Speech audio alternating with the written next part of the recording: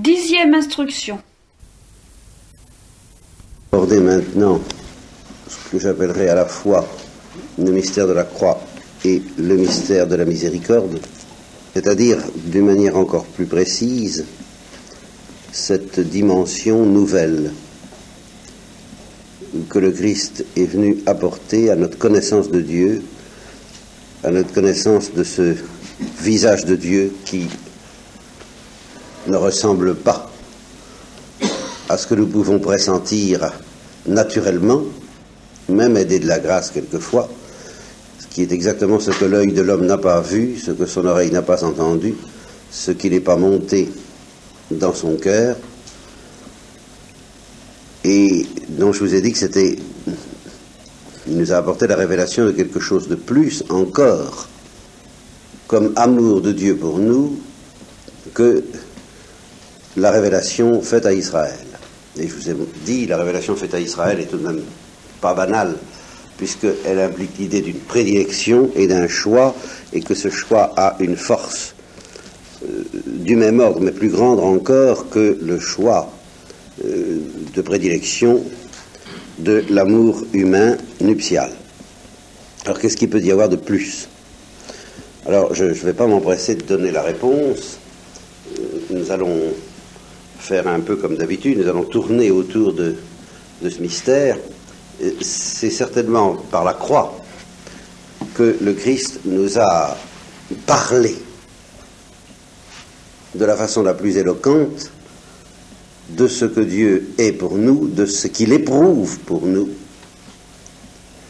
et par conséquent au-delà de ce qu'il est dans lui-même. Mais enfin, nous nous contenterons de réfléchir à ce que Dieu éprouve pour nous.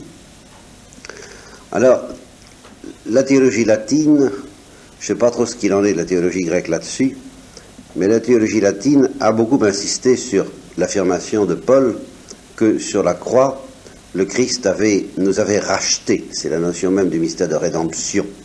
Nous étions esclaves du péché, nous avions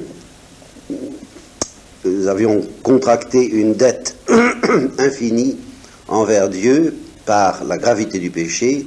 Nous étions incapables de payer cette dette de justice, et par amour pour nous, bien sûr, le Père a envoyé son Fils dans le monde, et ce Fils a accompli toute justice, il a payé toute notre dette en mourant sur la croix. Alors, je voudrais vous faire comprendre deux choses. C'est que je prends tout à fait au sérieux cette notion de justice. Contrairement à une tendance des théologiens d'aujourd'hui, j'y crois tout à fait. Ça n'est pas du tout, à mes yeux, la notion de dette, c'est pas du tout une notion d'épicerie. Enfin, vous voyez, ce qu'on appelle une ardoise. Enfin, vous devez tant, vous avez tant à payer, il faut payer, n'est-ce pas? Alors évidemment, c'est très mesquin. Et les théologiens occidentaux ne veulent plus entendre parler de ça, c'est étriqué, c'est pas... Dieu ne se contente pas de la notion de justice. La notion de justice a une autre dimension que cela. La notion de justice, c'est une autre face de l'amour, tel que nous pouvons justement le comprendre à condition de le prendre au sérieux. Alors, je me suis amusé à ce sujet-là, si j'ose dire amusé, à prendre une comparaison, une fois de plus, une sorte de parabole, en imaginant la France du XVIIe siècle, où la société était très coupée entre les nobles et puis les paysans, si vous voulez. Et j'imagine une amitié, une grande amitié, une véritable amitié, profonde, entre un noble et un paysan. Un noble un fils de grande famille, qui s'ennuie profondément avec son milieu, parce que c'est un peu les petits marquis de Molière, enfin, ce sont des gens sans profondeur, vaniteux, insupportables. Enfin. Alors, il préfère la compagnie de ce paysan plein de finesse, plein de sagesse, plein de profondeur, et avec lequel il a des échanges beaucoup plus fructueux que avec les, disons, je sais pas quoi, moi, les gens de son rang. Et alors, un jour, dans une assemblée publique, où très officielle, où il y a le roi, si vous voulez, les nobles, enfin tout ça, il fait mine de ne pas connaître ce paysan. Il rougit de lui. Voilà.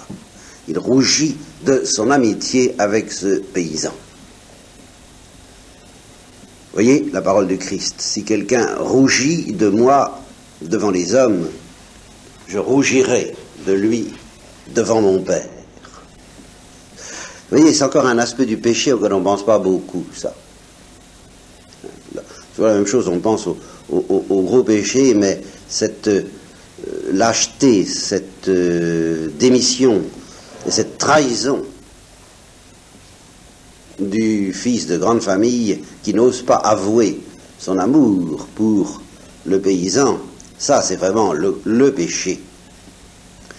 Et alors comme ils sont intelligents tous les deux, et qui sont pleins de finesse tous les deux, ils n'ont pas besoin de se faire de grands discours. Ils savent que c'est fini. C'est cassé. Et c'est ça la justice. C'est irréparable. Ou, si vous préférez, inexpiable. Tout est fini entre eux, sans qu'un mot soit dit. Il n'y a pas besoin de parler, parce que, justement, il a cassé cette amitié. Et il y a un proverbe allemand qui dit « Ne casse pas le fil de notre amitié », parce que même si on le répare, eh bien, il y aura toujours un nœud. Ce ne sera plus comme avant.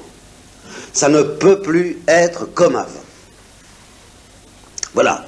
Et alors, je voudrais que vous soyez bien, que vous vous mettiez bien ça dans la tête. C'est qu'il y a des situations, et c'est ça la justice, et nous reviendrons sur la notion de justice de Dieu, parce que je voudrais... Bon, puis nous allons y revenir maintenant, pendant qu'on y est, on va lui régler son sort. Et il y a des notions, c'est très très très très sérieux la justice, parce que comme je vous l'expliquerai justement tout à l'heure, c'est la vérité. Et alors c'est vrai que l'amitié entre ces deux hommes a été cassée, a été froissée, a été ternie, et qu'elle ne peut plus être comme avant. C'est irrémédiable. Et première histoire que je voudrais vous raconter à ce sujet, qui est extrêmement sérieuse, il s'agit d'une prieure de Carmel. Elle m'a dit, voilà, moi, l'oraison, je suis pas très doué. Je fais ce que je peux. Lui, il est doué. Lui, c'est le Seigneur, c'est Jésus-Christ. Lui, il est doué pour moi. Et il me poursuit, il me comble de grâce, mais il me fait la vie dure. Hein. Il me court après, il me talonne de très près, et je fais ce que je peux pour être fidèle, mais je ne suis pas très très fidèle. Mais je sens que c'est une partie très serrée. Et je ne suis pas très fidèle, en particulier le matin, j'ouvre comme prieur l'oraison du matin, c'est-à-dire la petite prière qui ouvre l'oraison, parce qu'elles font oraison, les carmélites. C'est 2 heures par jour, n'est-ce pas? 1 heure le matin, 1 heure le soir. L'office est un peu abrégé. C'est pas le même équilibre que l'équilibre bénédictin. C'est un office plus léger, beaucoup plus court, mais alors elle remplace ça par de l'oraison. Oraison en privé et oraison ensemble. Alors l'oraison du matin, donc 1 heure, la prière dit une petite prière vocale, et puis silence pendant 1 heure. Alors elle me disait, je suis obligé le matin, pour des raisons de santé, d'aller prendre aussitôt quelque chose à la cuisine, la messe étant vers, je ne sais pas moi, à la fin de la matinée, comme chez vous. Alors je suis obligé d'aller prendre quelque chose à la cuisine avant l'heure officielle du petit déjeuner, j'en ai besoin, bon, pour des raisons de santé, c'est obligatoire, alors je fais à la cuisine, je prends quelque chose et je reviens aussitôt faire oraison. Ça prend 2 minutes. Enfin, ça prend 2 minutes en principe. Voilà. Parce que la sœur cuisinière est évidemment à la cuisine à ce moment-là. Il y a les sœurs de chœur et il y a les sœurs dites converses qui ne mènent pas tout à fait la même vie. Alors la sœur cuisinière est à ses fourneaux et à ses casseroles à ce moment-là. Et alors on bavarde. La prieure et la sœur cuisinière. Vous voyez, c'est pas toujours... Nous sommes de pauvres êtres, tous. Hein, et j'admire la simplicité de cette prieure de m'avoir dit ça. Alors, donc, j'ai la tentation de bavarder, j'y résiste quelquefois, j'y résiste pas toujours. Alors, ça dure 5 ou 10 minutes, et alors, un jour, ça a duré une demi-heure. Alors, je me suis dit, au bout d'une demi-heure, je peux tout de même pas rentrer au cœur. Comme ça, j'ai fait donc mon oraison, la fin de l'oraison, dans le jardin, ou dans le parc, enfin, ou dans le cloître, comme ça. Et puis, je me suis livré à mes occupations de prière, qui sont assez débordées et débordantes.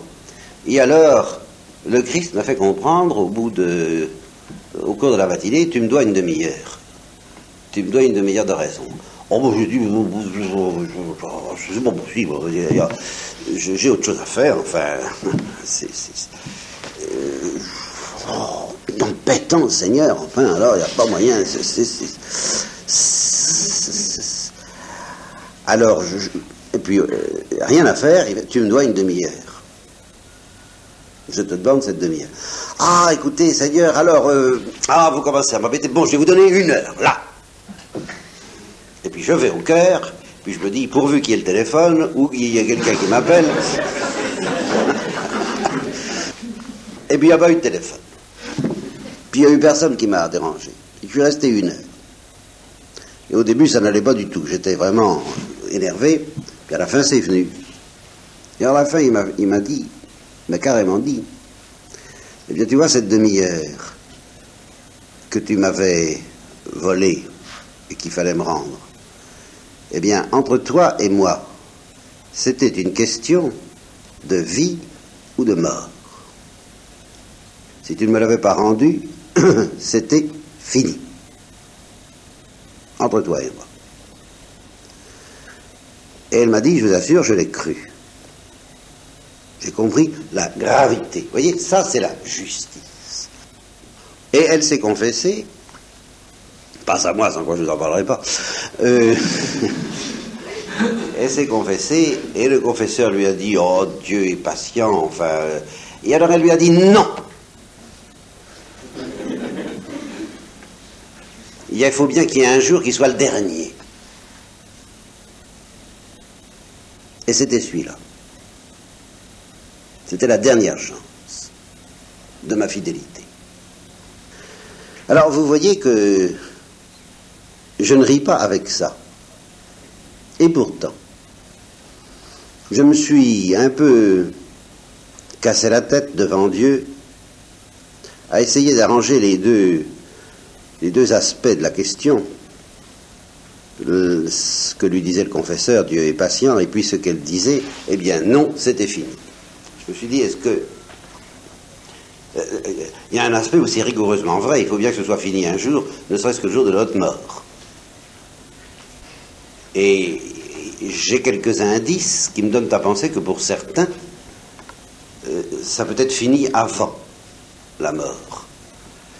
C'est très mystérieux, je n'approfondis pas cette affaire-là, ça peut être fini dans le sens du bien, comme le père Kolbe, qui a reçu la certitude qu'il irait au ciel, révélé directement par la Sainte Vierge, peu de temps avant sa grande et ultime épreuve à Auschwitz. Et Thérèse de l'Enfant Jésus, sans révélation particulière, avait incontestablement, le vendredi saint de son hémoptysie, où elle a craché le sang, la même certitude. Intérieurement, elle était aussi assurée d'aller au ciel que le père Kolbe. Donc, en un sens, le jugement était déjà rendu, il ne restait plus qu'à grandir dans la joie et dans la douleur, mais dans la paix, dans la main de Dieu, comme pour la Sainte Vierge, pour qui, à mon avis, la question a été réglée le jour de l'Annonciation, c'est-à-dire que c'est la dernière épreuve. Ça, c'est une opinion personnelle, vous n'êtes pas obligé de me suivre. Enfin, le dernier jour où la Sainte Vierge aurait pu dire non, théoriquement, mais réellement, parce que Dieu l'a laissé quand même libre, ça a été l'Annonciation. Ça, il lui a encore dit, veux-tu? Et elle a répondu, voici la servante du Seigneur, qu'il me soit fait selon ta parole, n'est-ce pas? Et ça a été fini. À partir de ce moment-là, elle a été possédée par Dieu, comme disait Marie à Thérèse, comme on est possédé par le démon, eh bien, il n'y avait plus moyen d'y échapper. C'est un sort enviable. Mais il peut arriver aussi que Dieu renonce à convertir pratiquement, en fait, avant l'heure de la mort.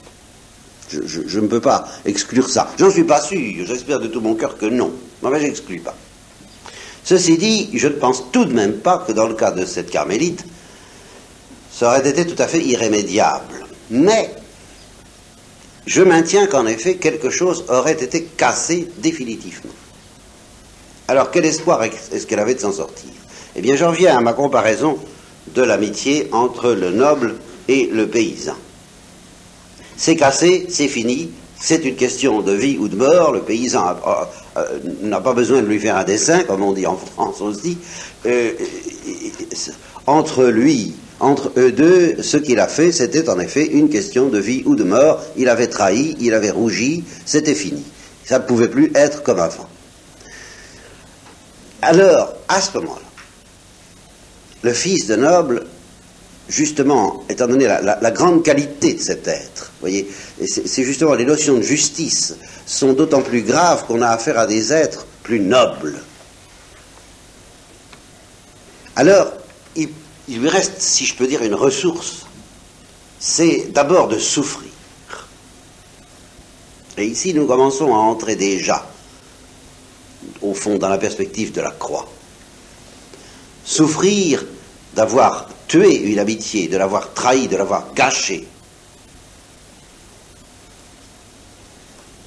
C'est comme un vase précieux qui lui a été offert comme cadeau, il l'a laissé tomber, ben il est cassé. Eh bien, la première chose qu'on peut faire, eh bien, on peut pleurer.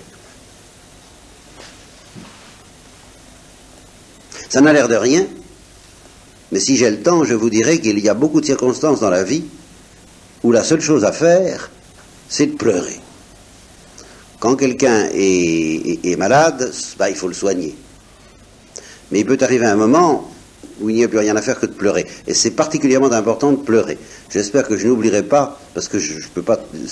C'est cette histoire que je voudrais vous raconter à ce sujet, d'une jeune femme médecin qui... Ben, ça y est, c'est parti, quoi. Une jeune femme médecin qui était sous les ordres d'un médecin-chef. Et les médecins sont souvent très très orgueilleux, comme les autres, mais c'est l'orgueil des médecins, l'orgueil des prêtres, l'orgueil des gens qui ont une certaine domination sur les corps ou sur les âmes, c'est le plus dangereux de tous, incontestablement. Et ils ne veulent pas perdre la face. Hein, ils veulent pas perdre la face. Alors, il s'agissait d'une vieille femme, et le médecin dit, ben, faites-lui une piqûre de telle chose, il n'y a que ça à faire. Alors, la jeune femme, elle, très chrétienne d'ailleurs, pas exactement chrétienne, mais je dirais inspirée de christianisme, toute une mentalité vraiment chrétienne, lui dit, mais ça va pas, elle est fragile du cœur, elle va pas résister à ce genre de piqûre, il faut pas faire ça, enfin à mon avis il faut pas faire ça. Alors le médecin lui dit pas du tout, je maintiens que ça doit marcher, faites la piqûre. Alors elle fait la piqûre et la vieille femme tombe en syncope. Alors on la ranime comme on peut et évidemment le médecin chef va perdre la face, vous comprenez, s'il avoue que eh ben oui, en effet, j'ai eu tort, c'est pas à faire, c'est pas indiqué, il va perdre la face. Alors, comme il ne veut pas perdre la face, il dit une deuxième piqûre. Et il a fallu lui obéir, et la femme est morte. Et alors, là, la jeune femme qui m'a raconté ça personnellement, elle m'a dit, qu'est-ce qu'il me restait à faire, qu'est-ce que vous voulez que je fasse? Ben, je me suis mis dans mon coin, j'ai pleuré. Vous voyez? Eh bien, il y a aux yeux de Dieu, c'est très très important que devant les choses auxquelles on ne peut pas porter remède par l'action, ben, il nous reste à agir par la contemplation, mais c'est la contemplation qui pleure. Et c'est très important parce que le fils de grande famille dont je vous parle en ce moment, il n'a qu'une solution, c'est de pleurer. Et en pleurant, alors il lui vient une idée. Puisque ça se passe à la France du XVIIe siècle, où on mariait les filles un petit peu en leur demandant leur avis, mais enfin à moitié, quoi. Et comme c'était le... Oh oui, enfin, exagérons rien, quoi. Alors, comme c'était le fils aîné, il avait une sœur, et alors il lui vient une idée. Mon amitié avec ce paysan ne pourra plus être comme avant, mais après tout, ça ne veut pas dire qu'elle soit forcément moins belle qu'avant. Au fond, elle est peut-être plus belle. Je vais lui donner ma sœur, en mariage, et aux yeux de tout le monde, et à la face de tout le monde. Et je vais ainsi réparer. Alors là, oui. Vous voyez, l'amitié est réparable, à condition qu'on trouve le moyen, non pas de faire comme avant, c'est pas possible. Ça, c'est fini, c'est réglé, c'est fichu. Mais mieux qu'avant. Plus beau qu'avant. Et c'est parce que, justement, il a cette invention de génie qu'il trouve dans son cœur et dans sa souffrance, et dans ses larmes, d'avoir brisé une amitié pareille, alors il a cette idée. De lui dire, eh bien, tu seras mon beau-frère et à la face de tout le monde. Comme ça, je fais réparer l'offense que j'ai commise envers toi. Eh bien, je pense que cette religieuse, si elle avait commis cette faute, il me reste à espérer que le Christ lui aurait fait comprendre, eh bien, tout est fini.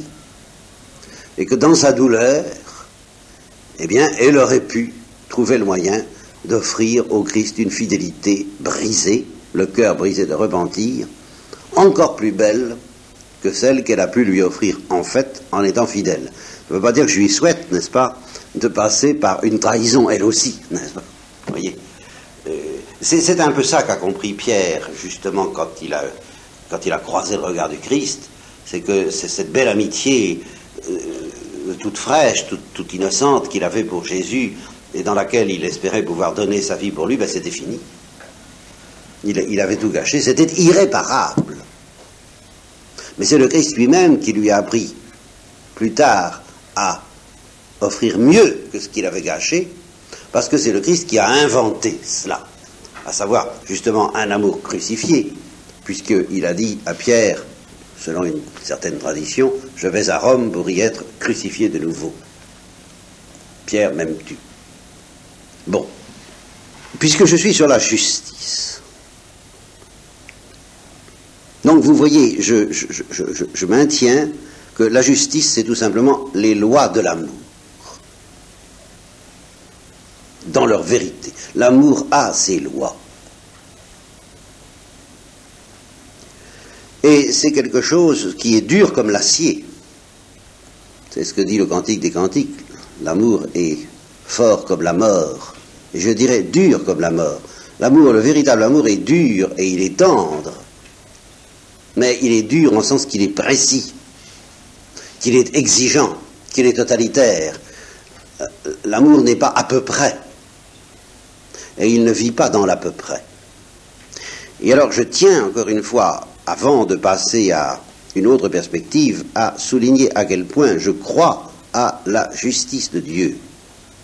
Mais je voudrais encore insister sur la vue la plus profonde que nous puissions avoir de la justice de Dieu, parce que je voudrais exorciser cette image que nous nous faisons toujours de la justice de Dieu, eh bien, d'une sorte de juge qui est coiffé d'un grand bonnet en France, n'est-ce pas, et puis qui rend des sentences, qui punit, qui châtie ou qui récompense, fait une distribution des prix, toi tu auras tant, toi tu auras tant, bon, c'est à ça qu'on pense quand on pense à la justice.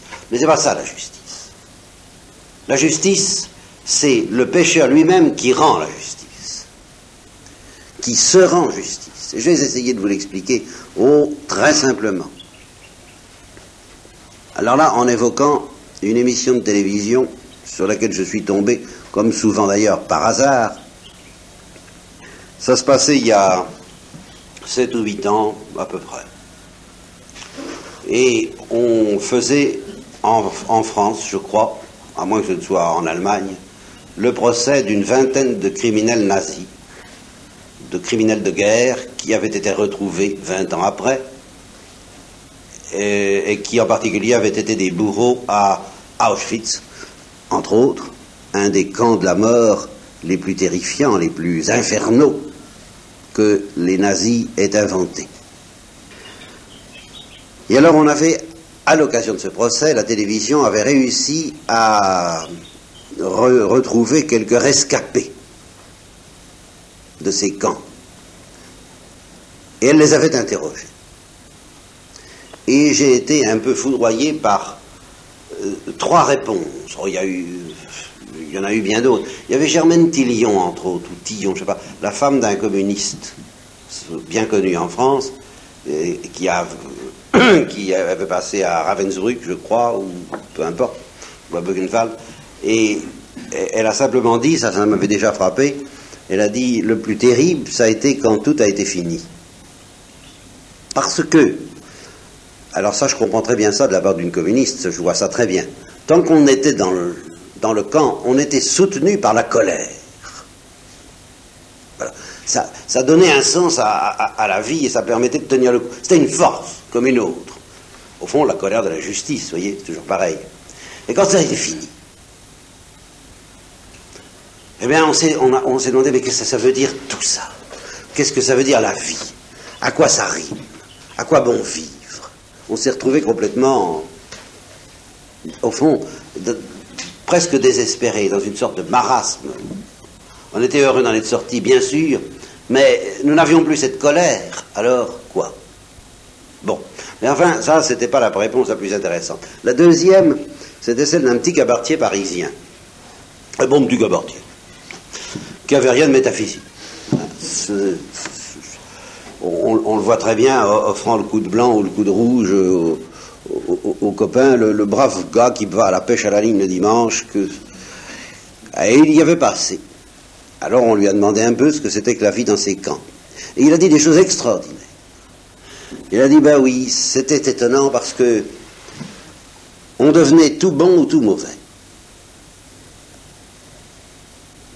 Il y en avait qui devenaient des loups, des fauves, pour une bouchée de pain. Parce qu'ils avaient faim, ils étaient prêts à tuer. Ils étaient prêts à trahir, à collaborer avec les Allemands pour devenir justement... les Allemands avaient cet art de prendre des droits communs, comme on dit, c'est-à-dire des espèces de bandits, pour dominer les autres. Eh bien, il y en avait un grand nombre, il faut le reconnaître, qui devenaient absolument des bêtes, et même des loups. Et puis d'autres, qui sortaient de leur égoïsme, qui étaient prêts à donner leur vie pour partager leur pain avec les camarades, et qui allaient jusqu'au bout aussi d'un certain amour. Et alors il a ajouté cette parole extraordinaire qui rejoint un petit peu tout ce que je vous ai dit.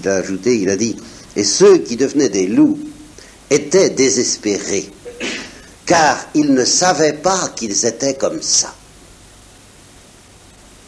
Et c'est à l'occasion de ces événements qu'ils ont découvert qu'il y avait une bête en eux et qu'ils étaient incapables de la dominer, de la retenir. C'est plus fort qu'eux. Vous voyez, le mystère du jugement dont le Christ a parlé. Vous voyez, nous sommes en plein déjà dans la justice. Je suis venu pour accomplir un jugement. Mais qui est-ce qui accomplit le jugement? Ben, c'est l'intéressé lui-même qui se juge. Le tri entre les bons et les mauvais, entre les bons poissons et les mauvais, il est fait par les anges, mais il est fait par l'intéressé lui-même qui se range d'un côté ou de l'autre. Il va du côté du bien ou du côté du mal. Tant qu'on est dans une vie ordinaire, quotidienne, au fond, on ne sait pas.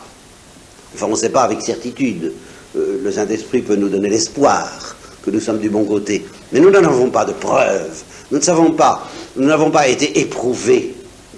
Nous ne savons pas de quel côté nous passerions en face de la passion du Christ, par exemple. Quelle tête on ferait? Vous voyez, il y a tous les personnages.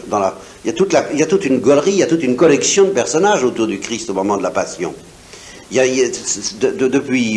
Depuis Judas, qui est le plus noir et le plus inquiétant, jusqu'à la Sainte Vierge, évidemment. Bon.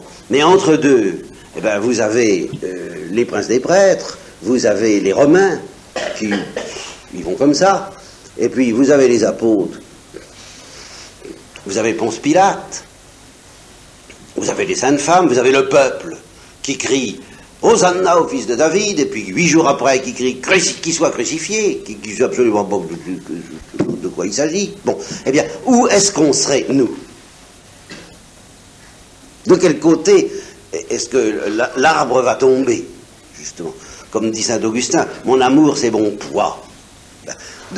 Là où est ton trésor, là où est ton cœur, de quel côté est-ce que, mis au pied du mur, en face du crime d'un innocent, de quel côté est-ce qu'on irait? En ce moment où en France il y a une telle bataille autour de la question de l'avortement, eh bien, on voit, vous savez, beaucoup de gens très bien, enfin, très chrétiens, des gens de droite, n'est-ce pas, comme on dit. Parce que la droite et la gauche en France, c'est la grande métaphysique, ça. Alors, ça remplace le bien et le mal, enfin. Eh bien, on voit beaucoup de gens de droite qui sont prêts à sacrifier les innocents pour que la société marche bien. Alors que Newman a cette parole extraordinaire à ce sujet-là, que je vous dis en passant, mais toujours au niveau, c'est toujours sur la justice, au fond, nous sommes toujours sur la justice. Newman, qui était un anglican, c'est-à-dire séparé de l'Église catholique, il est revenu à l'Église catholique. Et vous savez, une des choses qui l'ont attiré vers l'Église catholique, c'est quand il a découvert, c'est lui qui le dit, il a été stupéfait. Il a découvert que pour l'Église catholique, si le monde tout entier devait connaître une agonie interminable et affreuse, dans le genre d'une sorte de lèpre ou de cancer universel, vous voyez, supposons quelque chose comme ça, bien, et transmissible de génération en génération, que tous les hommes doivent souffrir indéfiniment ces choses-là, indéfiniment, mais sans péché, dans l'innocence, sans aucun péché, en toute pureté, avec des souffrances morales, avec des souffrances psychologiques et avec des souffrances physiques, mais pas de péché, immaculé. Eh bien, aux yeux de l'Église catholique, cette catastrophe serait moins grave qu'un seul péché véniel délibéré. Voilà ce que dit Newman. Il dit, entre les deux, eh bien, pour l'Église catholique, il n'y a pas d'hésitation. Il n'y a pas de proportion entre le mal physique, ce qu'on appelle le mal physique, mais qui peut être psychologique, vous voyez, le mal de peine, comme disent les théologiens, bon, si formidable qu'il soit, et puis le plus petit mal de culpe, le plus petit mal moral. Et à chaque fois que je dis ça, vous inquiétez pas, hein, les Occidentaux sautent en l'air drôlement, hein, c'est ça là. Ils trouvent que j'exagère. Hein. Alors je leur dis, mais j'exagère pas, c'est pas moi qui le dis, c'est Newman, c'est l'Église catholique. Mais justement, c'est une raison de plus pour qu'ils en doutent, parce que ils pensent que tout ça, c'est la mentalité de l'arrière-garde.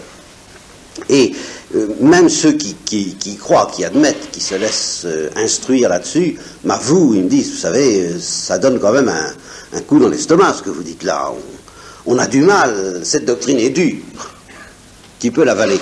Et alors, je me suis dit, il faut que je réfléchisse un peu là-dessus, comment justifier un peu ça aux yeux des gens. Eh bien, ce que j'ai trouvé, ça vaut ce que ça vaut, c'est que quand il s'agit du mal de peine, du mal physique, Dieu nous dit, attention, j'en prends la responsabilité. Je vous promets, moi, Dieu, que ce mal est pour un plus grand bien. J'assume intégralement la responsabilité du mal physique.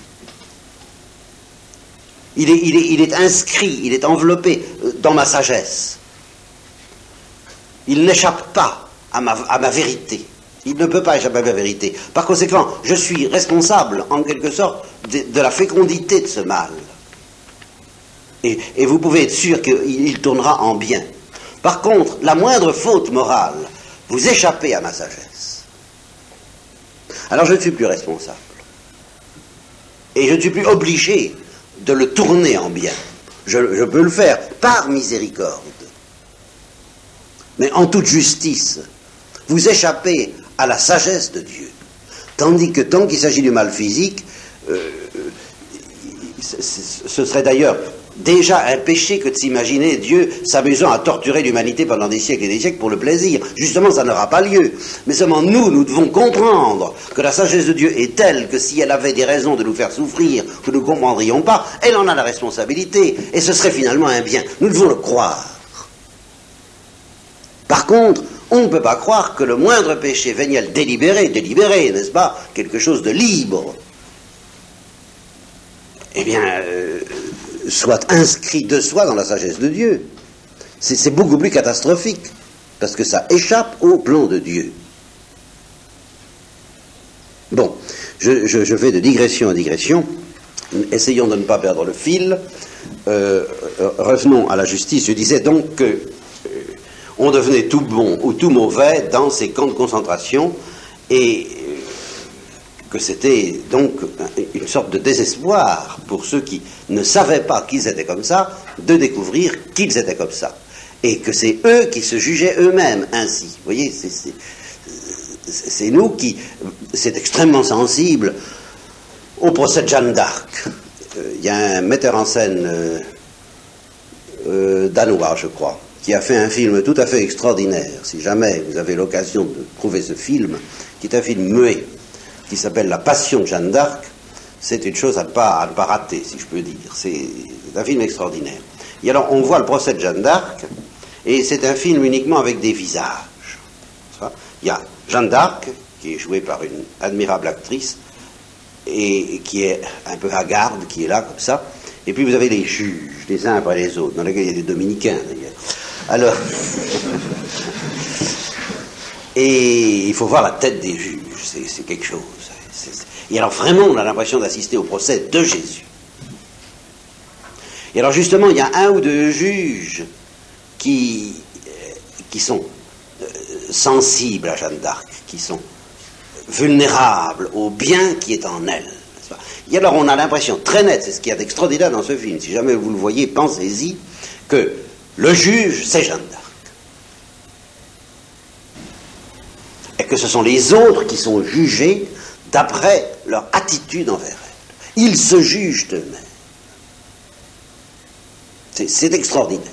On a vraiment l'impression qu'ils sont mis au pied du mur, justement par l'événement de cette innocente qu'on va condamner. Et alors, ils ne peuvent plus rester dans l'entre-deux dans lequel on a toujours envie de rester vis-à-vis de Dieu. Si je pouvais bien ne pas être brûlé ni au feu de l'amour, ni au feu de l'enfer, j'aimerais mieux. Eh bien, devant un événement comme ça, il faut choisir. Et ils choisissent. Et ils choisissent eux-mêmes. Ils vont à droite ou à gauche. Et malheureusement, la plupart des juges, dans le cas de Jeanne d'Arc, ils vont plutôt à gauche. Hein. Mais il y en a quelques-uns qui vont à droite. Et en particulier au moment, je crois que c'est dans ce film, au moment où le président lui dit « Êtes-vous en état de grâce ?» Et c'est vraiment la question piège, n'est-ce pas, par excellence. On voit le serpent qui s'amène dans la figure du juge pour piéger Jeanne d'Arc. Si tu réponds que tu es en état de grâce, je te condamne, que c'est hérétique, nul ne peut le savoir. Et si tu réponds que tu n'es pas en état de grâce, je te condamne, parce que tu ne peux pas avoir des visions de Dieu. Hein? Voilà, c'est exactement les pièges qu'on posait au Christ. Et alors à ce moment-là, je crois que c'est le dominicain, il faut le reconnaître, n'est-ce pas, qui se lève et qui dit « Attention, c'est une question très dangereuse. » Et alors le président est furieux contre lui. Vous voyez, il a fait au moins Ponce Pilate, enfin c'est le minimum, peut-être un peu plus. Espérons-le. Et alors c'est là où elle a cette réponse. Elle cherche du côté du ciel la réponse, et elle lui est donnée, cette réponse admirable que je vous conseille de bien méditer et de garder pour vous, pour toutes les questions que vous pouvez vous poser, n'est-ce pas? Si j'y suis, Dieu m'y garde. Et si je n'y suis pas, Dieu m'y mette. Ça, c'est la réponse géniale et inspirée. C'est ces choses que les saints disent quand ils sont mis au pied du mur, justement. Bon, alors voyez ce que c'est que le jugement. C'est l'envers de ce qu'on croit. C'est les juges qui sont jugés. Et de même au temps du Christ. Le Christ se livre entre leurs mains, il se livre entre les mains des hommes. Qu'allez-vous faire de moi? Eh bien, c'est votre jugement. Bon, et puis il y a eu la troisième réponse. Alors là, la troisième réponse, c'est celle-là qui m'a encore le plus cloué sur place. Je suppose que c'était une chrétienne, ça n'était pas dit, mais enfin pour inventer un truc pareil, il faut être chrétien. Ça, alors là, c'était une vieille femme aussi, d'un visage très, très paisible d'ailleurs. Et alors à tous, on posait la question, on a posé la même question, on leur a dit, quel châtiment croyez-vous que mériteraient vos bourreaux? Et alors, ils faisaient des réponses variées, que je n'ai pas retenues. Mais j'ai retenu la réponse de cette femme. Je lui ai dit, alors, quel châtiment est-ce que vous croyez que... Elle a dit, oh, il n'y a pas de châtiment possible. Le seul châtiment possible, ce serait de leur faire comprendre ce qu'ils ont fait. Mais ce n'est pas possible. Alors là j'ai pensé à la parole de l'Évangile, ce qui est impossible aux hommes est possible à Dieu, et j'ai compris ce qu'était le jugement dernier, ou même le jugement particulier. Comprendre ce qu'on a fait.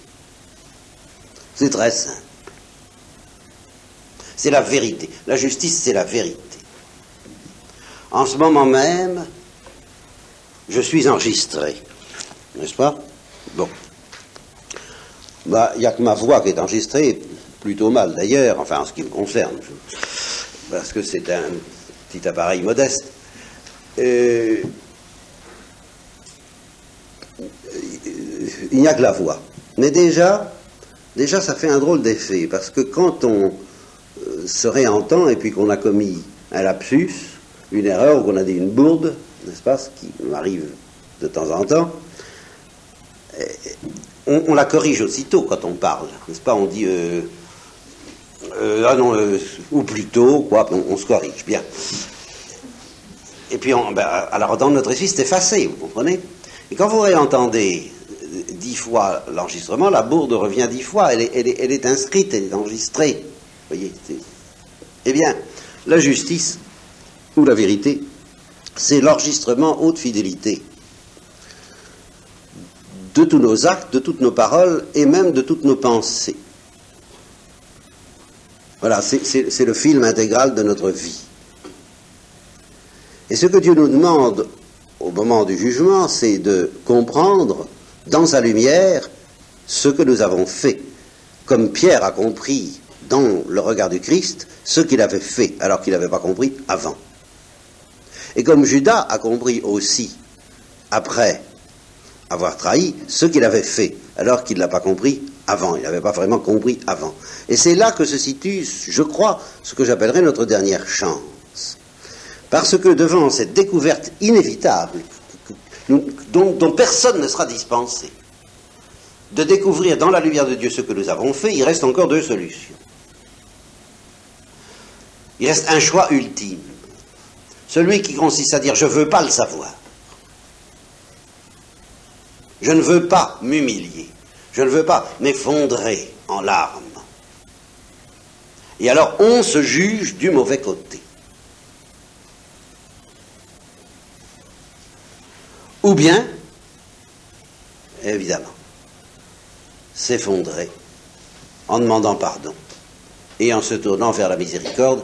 Et à ce moment-là, comme dit Saint Jean, on n'est pas jugé. Et là, je l'ai d'autant plus compris, pour en terminer avec cette émission de télévision, que j'ai vu le regard des accusés. On nous a présenté aussi les accusés. Et alors là, j'ai eu peur. J'ai eu peur parce qu'ils n'avaient pas un regard méchant du tout. Non. Ils avaient un regard glacé. Un regard qui ne voulait rien savoir. Et j'ai compris qu'on pourrait leur aligner tout le cinéma intégral de tout ce qu'ils avaient fait. Ils diraient jusqu'au bout, je ne veux pas le savoir. Et j'ai compris qu'il y a ce pouvoir dans la liberté humaine, hélas, de dire éternellement, je ne veux pas le savoir. Et c'est ça la damnation. Là, je ne peux pas faire comme si, d'abord la révélation chrétienne, et puis le pressentiment de ce que c'est que l'homme, rendait impossible cette éventualité. Voilà. Alors je crois que j'ai suffisamment parlé de la justice, et que je vous ai montré que c'est une chose très très profonde.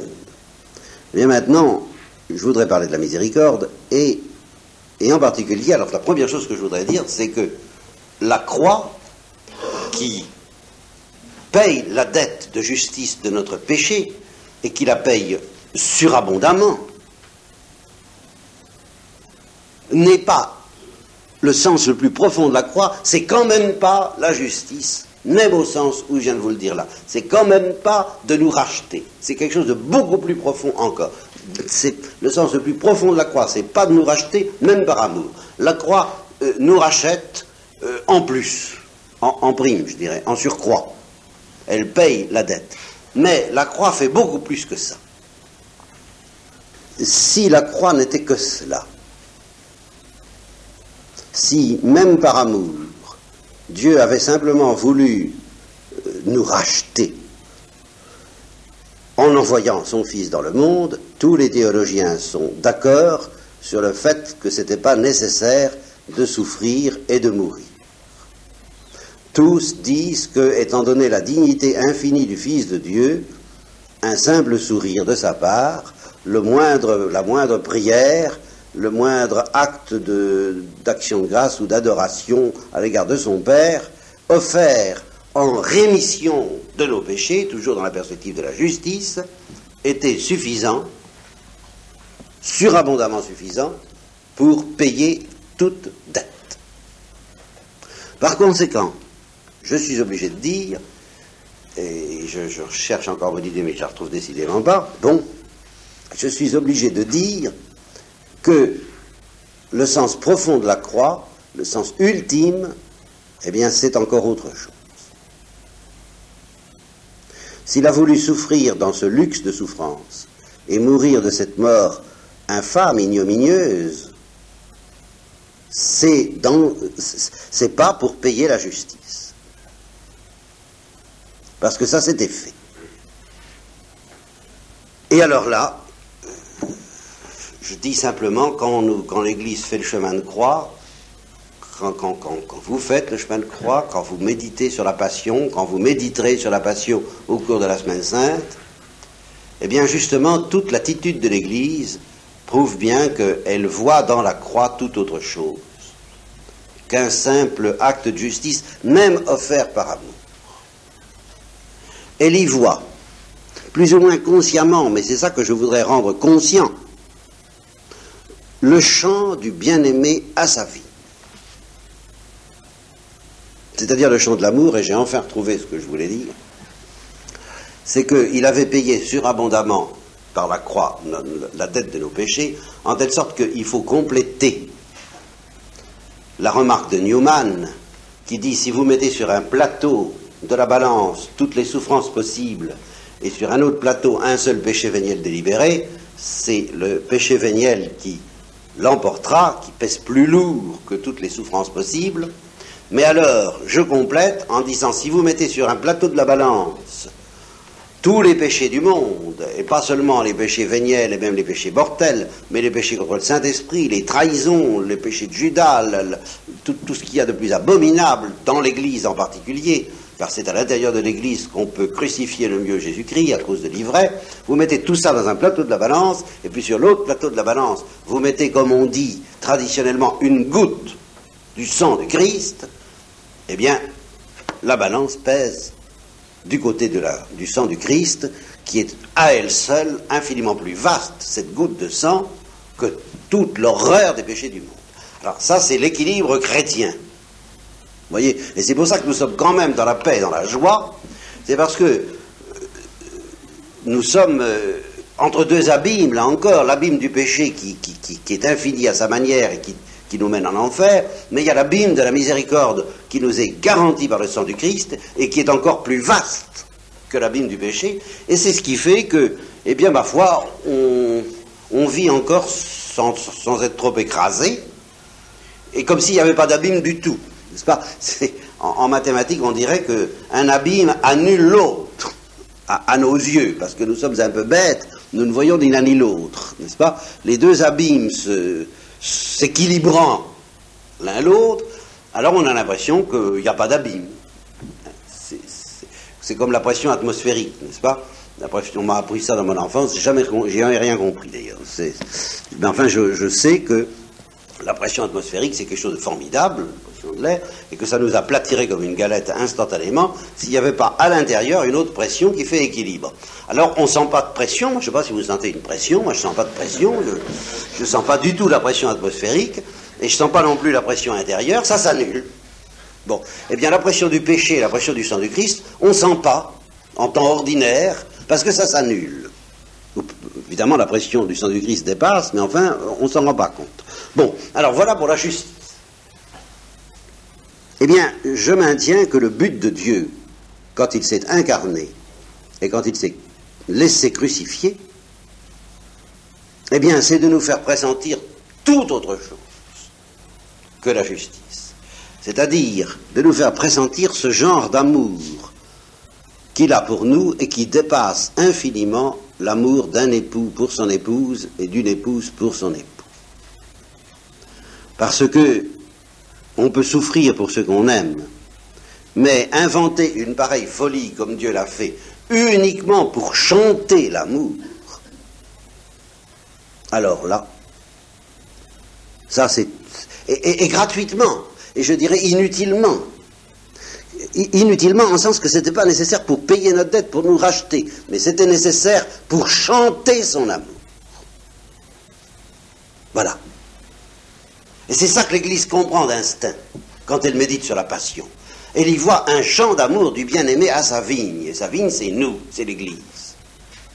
Vous voyez, regarde ce que j'ai souffert pour toi. Et l'Église a l'instinct de comprendre, et c'est ça qui est très très mystérieux, et sur lequel je vais essayer de m'attarder avec vous ce matin et surtout ce soir, oui, c'est que cette souffrance humaine, physique, sanglante du Christ, c'est une manifestation, une projection justement spectaculaire sur un écran, sur le théâtre, sur un théâtre plutôt, le théâtre de la passion, comme les gens du Moyen-Âge le comprenaient fort bien quand ils jouaient le mystère de la passion, puis ça durait plusieurs jours. Eh bien, la projection visible de l'amour de Dieu pour nous, et de la souffrance, c'est ça qui est bien mystérieux, et de la souffrance de Dieu à notre égard. C'est pas seulement l'homme qui souffre, c'est Dieu. Voilà ce que je voudrais essayer de vous faire comprendre. Et qu'est-ce que c'est que cette souffrance de Dieu à notre égard? Eh bien justement, elle a un nom. Ça s'appelle la miséricorde. Qu'est-ce que c'est que cette souffrance mystérieuse que Dieu éprouve sans souffrir? Il est évident que Dieu reste infiniment heureux, infiniment comblé, éternellement en paix, éternellement inaccessible et impassible si vous voulez, mais pas impassible comme une statue. Pas impassible comme quelqu'un qui s'en fait pas impassible comme un indifférent. Alors qu'est-ce qu'on peut éprouver comme souffrance quand on est infiniment heureux et quand on est Dieu? Eh bien, il est certain que la plupart des souffrances, toutes les souffrances que nous subissons, nous les subissons parce qu'il nous manque quelque chose.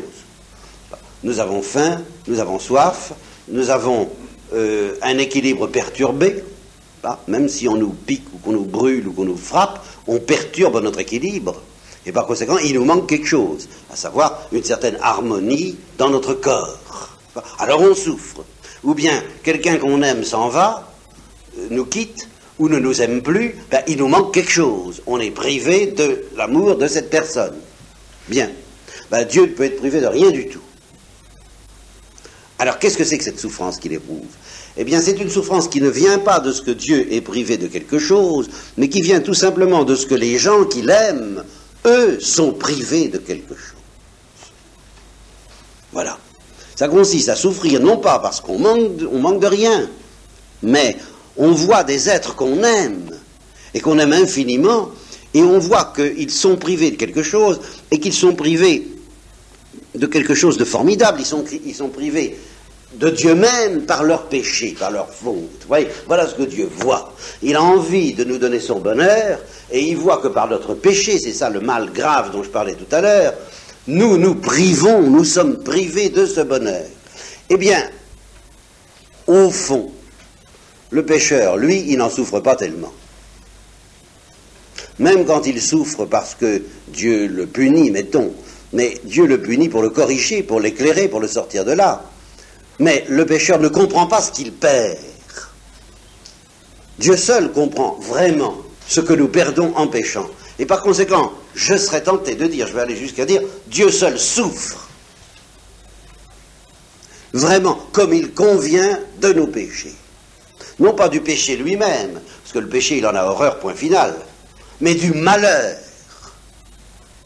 dans lequel nous sommes plongés par notre péché. Eh bien, c'est ça la miséricorde. Et ça, c'est dans la Bible.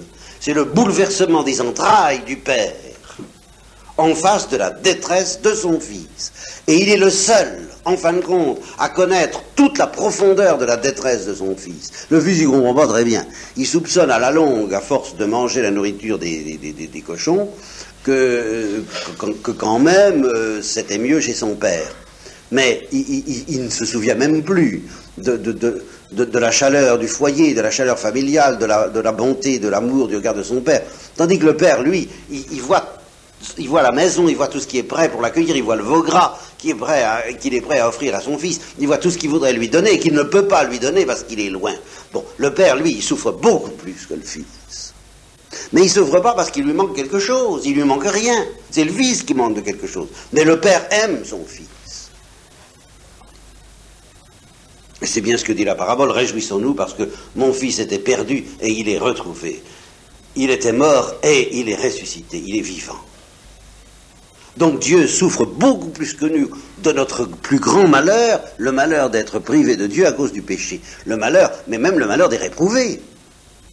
Même les réprouvés ne comprennent pas ce qu'ils ont perdu. Mais Dieu le comprend et il est bouleversé dans ses entrailles à cause de cela, et c'est ça qui s'appelle la miséricorde.